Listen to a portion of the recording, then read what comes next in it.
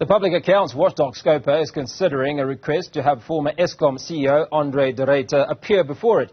This relates to allegations of corruption made by Ruyter last month during an exclusive television interview. In the interview, he alleges that senior ANC members are aware and are involved in corruption at the ailing power utility. For more on this, we are joined by an ANC Member of Parliament, Bheki Hadebe. MP, a very good afternoon. I appreciate your time this evening. Just give us some background into why you are keen for the former Eskom CEO to appear before Scopa. Good evening, Hugo, and the viewers at home. First and foremost, these are serious allegations, and they cannot be ignored. The former group chief executive, he has alleged that almost 1 billion goes missing at Eskom on a monthly basis. Now, as a standing committee on public accounts and as public representative elected to represent the people, we can't ignore such. We want to invite Mr. Ruyter, as a former accounting officer, to give us a sense of the extent and the nature of these allegations and exactly who are these people involved, how many politicians and Eskom officials are involved in these shenanigans. We are empowered in terms of Section 56 of the Constitution of the Republic to access information by requesting people to forward reports under oath or to be summoned to appear before us. So we're doing this in the interest of the public and in fulfilling our mandate, that of acting in the best interest of the country and effective oversight in terms of public purse. Well, Honourable Hadebe, you've had these powers, I think, the entire period that André Ruyter was in office, and there have been allegations over that period that there is a lot of money laundering going on at Eskom. Did you not see it prudent to have called him or any members of Eskom to Scopa? We've been conducting our work. We've been having meetings on several occasions. We even had 2 oversight visits in Eskom. In all our meetings, we've invited the SIU, the Hawks, Auditor General. As we speak, there is a proclamation signed by the President to look into allegations of Eskom. But what we find it strange and disturbing is that some of the allegations that were alleged by the former group chief executive, at no point in time in our interaction with the accounting officer has he alluded or bring to the fore such allegation. And we find it strange for us to be interacting with an accounting officer with an intention to assist in ensuring that we root out corruption in the power utility, but he sits with this towards his exit. He then opt to go and unpack these allegations to the media without affording us an opportunity as a public account committee to interact with this allegation. You would understand that in terms of Section 34, subsection 1 of the Prevention and Combating of Corrupt Activities Act, accounting officer, upon understanding and upon being made aware of these corrupt activities, he is obliged in terms of the law to report to the police. 2, in terms of Section 38 of the Public Finance Management Act, as an accounting officer, you've got a duty and the responsibility to protect the assets of the state-owned entities. Secondly, you need to put measures in place to ensure that you effectively and appropriately prevent any fruitless, wasteful expenditure and losses as a result of corruption. So us calling him to appear before us, we want to get an understanding. Have you acted in terms of the prescripts of the law in ensuring that you fulfill your mandate? And if not, what led to?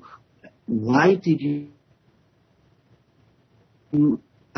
for so long not taken us into confidence in terms of this allegation? We're hearing for the first time that on a monthly basis, 1 billion goes missing.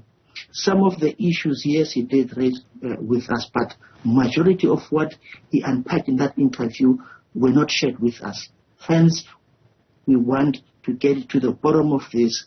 We want all those that are implicated to be given an opportunity to state their case. But we're not going to leave any stone unturned into getting to the bottom of this.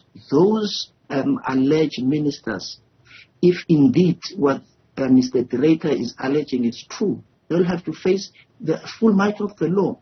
Those officials of Eskom and the police officers where he alleged to have had a meeting in Mega Park with some state security agents officials and nothing was done. We're going to summon all of those people to give us the relevant information and what they have done upon being furnished with such information. So ours is to fulfill our mandate without any fear or favor.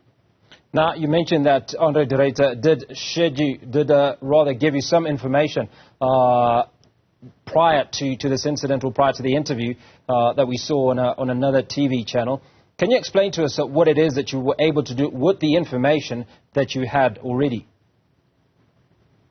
Like I said, the president has signed a proclamation that will allow the SIU to investigate all these allegations. Remember, as a Standing Committee on Public Accounts, we are limited in terms of what we do. We don't have capacity and resources to conduct investigation. Hence, there is a special investigating unity that has powers to summon and to access any information in relation to allegations of corruption. That's one of the positives that in terms of the engagement that we've been able to ensure that there's a proclamation that will allow the special investigating unity to investigate this allegation. Remember, there's rules of natural justice. People are presumed innocent until proven otherwise, and the alteram patem rule applies. No one should be condemned unheard. Hence, the special investigating all these allegations that were tabled before us. Now, André de Ruyter also indicated that he'd made a report to Minister Pravin Gordhan, if you will. Will you also be summoning Pravin Gordhan to Scopa? Upon interacting with the former group chief executive and based on the information that is going to forward to us under oath, everyone implicated, everyone being mentioned as having performed activities of corruption, maladministration and fraud, those people will be summoned to appear before us to answer, and we are not going to leave any stone unturned into ensuring that those who are stealing state coffers are brought to book.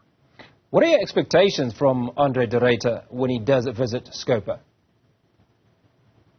We are expecting him to assist us in fighting corruption.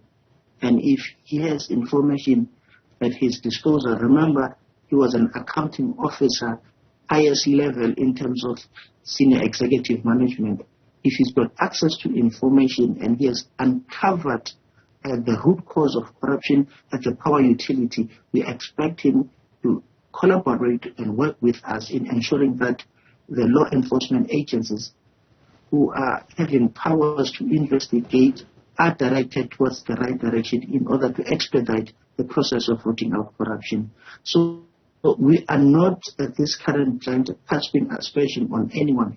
All what we want is an opportunity to bring these matters to the fore and to be able to deal decisively with issues of corruption. So we expect him to assist us and point us towards the right direction. Whatever investigation that might have been conducted during his tenure, he will have to also unpack and finish with information that will lead to the smooth investigation from the powers that be in terms of the law enforcement agencies.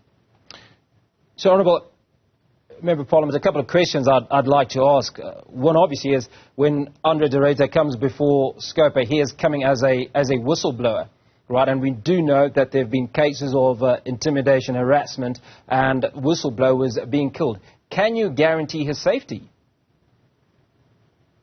There are applicable acts in terms of Protected Disclosure Act. If he so wish, he can utilize such provisions in terms of the Act. We are not going to compromise anyone in fulfilling our mandate in terms of rooting out corruption. So there are applicable legislation. Honourable Member of Parliament Bheki Hadebe, appreciate your time this evening, really struggling with that connection.